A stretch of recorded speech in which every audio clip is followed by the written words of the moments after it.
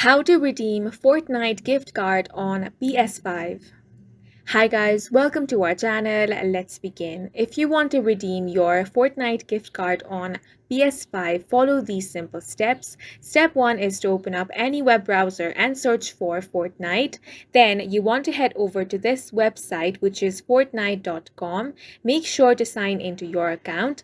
Now click on the profile icon and select the option of vbucks card. Here it says an Epic Games account is required to redeem V-Bucks card.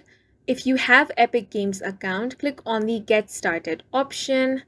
Then over here you will have to enter the PIN code from the back of your V-Bucks card with no dashes.